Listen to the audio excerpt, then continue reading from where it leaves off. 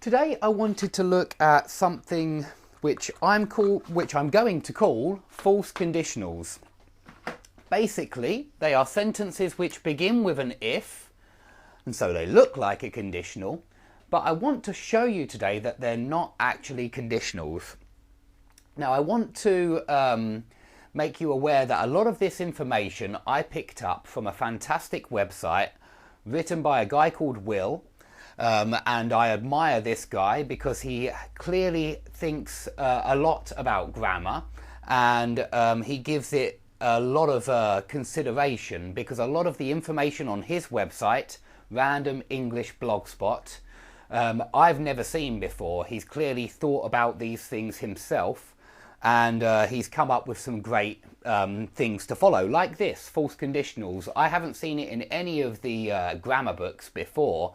I've realised that it's certainly the case that sometimes we use if in a different way, but I've never seen it so clearly laid out with some excellent advice, which we'll come on to in a moment.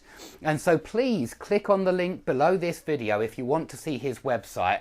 He also has a great section on ergative verbs, which is another thing which you rarely read about. And stative verbs as well, which is another thing which you rarely see good information about. And so, yeah, please go to his website. I really recommend it. He has my favourite website, certainly. He's written the perfect grammar website with lots of great exercises. Now, anyway, let's get back to business. We're going to deal with false conditionals. So this is what a conditional usually looks like, the conditionals that we know and love. 0, first, second, third. If you're learning English, you'll know exactly what I mean by first conditional, second conditional. If you're a native English speaker, you probably don't.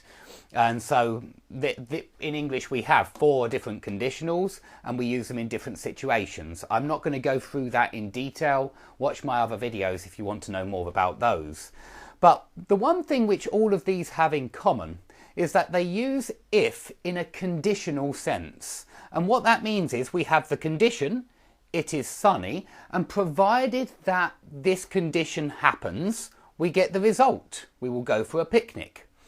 In second conditional, we have the condition, if I were president, if I were in his position, if I were in his shoes, and then we get the result. I would abolish income tax, which is true, by the way. I dislike income tax.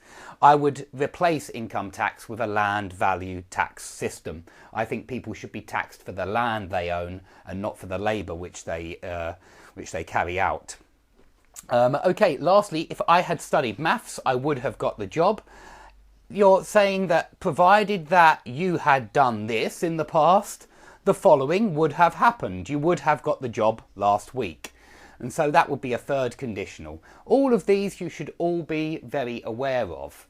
But if you look at some books, I found these all in FCE Gold, and unless I'm very mistaken, they don't actually talk about false conditionals first. So it's extremely confusing for students to learn these rules and then come up against sentences like these. So we got, if she only started her job last year, she probably isn't earning much. Well, that's a bit weird. We've got past tense, and then we've got present tense. It doesn't follow any of our rules.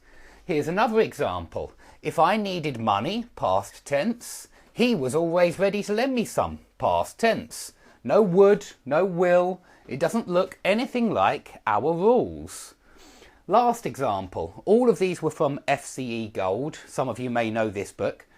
If you don't want to be paid by cheque, you should have told us earlier.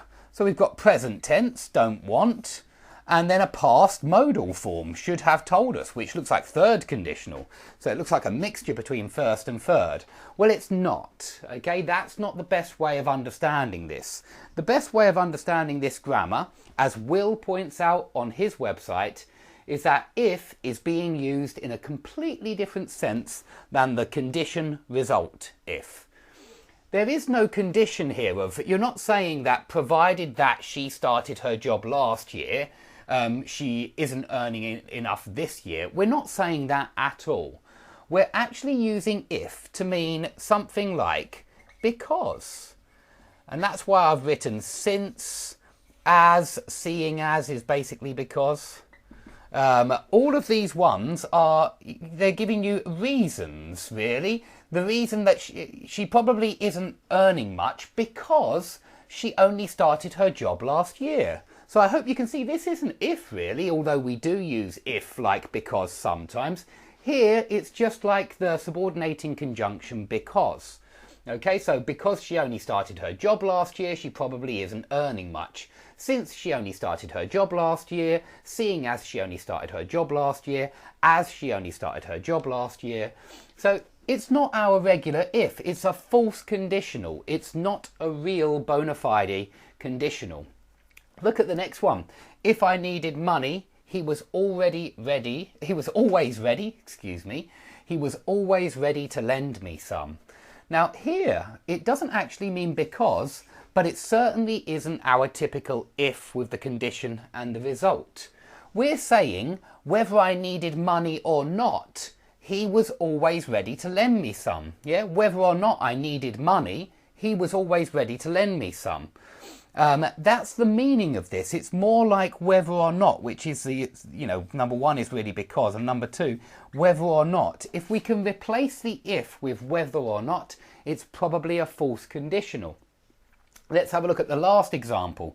If you don't want to be paid by cheque, you should have told us earlier.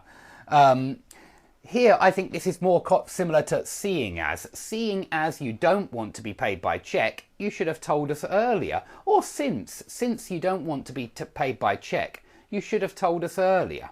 Okay, so if you can change the if for any of these words, it's very likely to be a false conditional.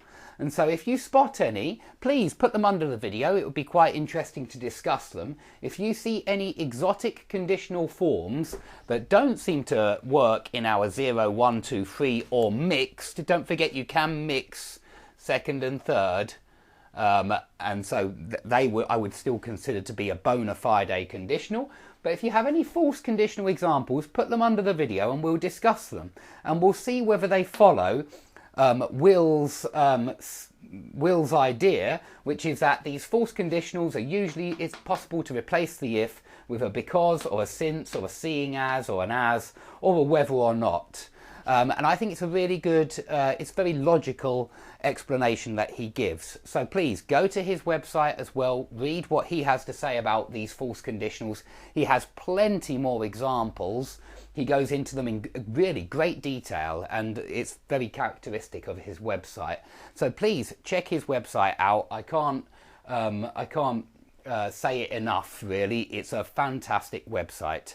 So thanks everybody for watching. If you've liked this video, please give it a like and I hope to see you all soon.